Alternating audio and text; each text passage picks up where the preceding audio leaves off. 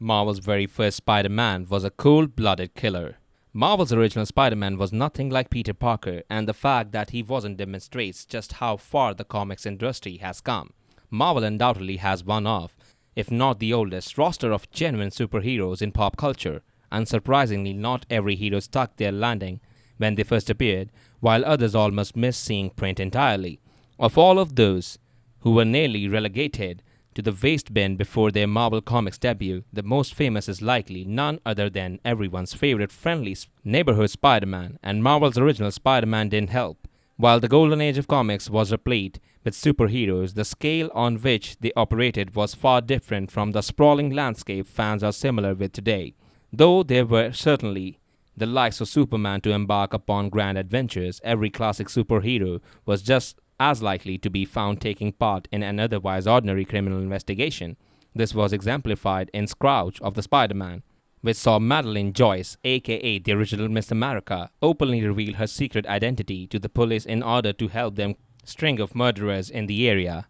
Coincidentally, this newfound partnership was formed at the exact same time and place as the killer's latest attempt to claim a victim. Although Miss America was successful in keeping the sinister Spider-Man at bay, the villain was similarly successful in slipping away from the fight, leaving behind only the strange webbing he used to capture his victims. What ensued was a strange mystery involving an entomologist who was easily recognizable to Miss America as the killer, a villainous lab assistant attempting to set his mentor up for his crimes, and a cartoonish plot to take over the world. As it turned out, the entomologist's assistant was not only in the business of framing his mentor for his own crimes, but in that of breeding massive, monstrous spiders fed from the blood of the victims.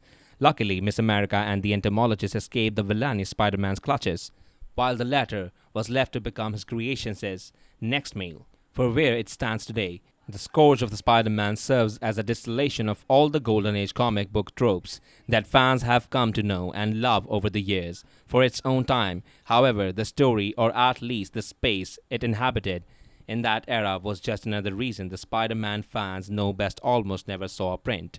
Although Peter Parker is an indelible part of pop culture today, the character was one of the co-creators. Stan Lee famously purported that he had to fight for in order for Spider-Man to see the comic book page. As Lee stated on many occasions, the Marvel editorial was convinced fans wouldn't like the hero with the spider motif, nor would they want to see a teenager with rampant interpersonal problems, stepping outside the kid's psychic mold. Fortunately for fans, Lee took the opportunity presented by what should have been Amazing Fantasy's final issue to introduce Spider-Man to the world. With that, an overnight sensation was born. Apart from helping to herald in the absolute best of the Silver Age of comics, introducing Peter Parker as Spider-Man stood as a testament to how far the needle had swung in terms of what readers were interested in.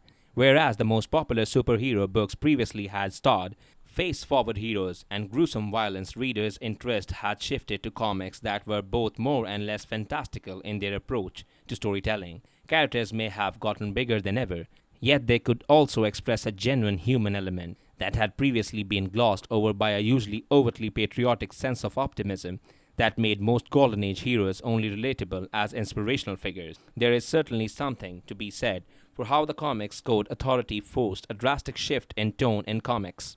The same could be said of changing cultural norms and expectations, all of which makes it almost impossible to compare Peter Parker's Spider-Man to the Spider-Man of the Golden Age. However, comparing the two as characters isn't nearly as important as comparing them as concepts. By holding these two and their respective eras against one another, the lines were drawn for writers and how they moved over the years become perfectly clear. The general literary tone used during the age Spider-Man and Spider-Man debuted also revealed some interesting facts. Neither comics were trying to make themselves nor their readers too seriously, but the Silver Age was at least willing to put effort into making its important most prominent players more than a passage of what already sold. The comics of the Silver Age may not have had the same killer edge as many Golden Age classics did, but what the era traded that in for was infinitely more valuable than any amount of shock and awe could ever be. The Golden Age Spider-Man only lasting a single issue as a villain made sense within the context of the story. However, similar circumstances playing out across countless titles didn't afford readers a chance to develop any real attachment to the majority of Marvel's characters.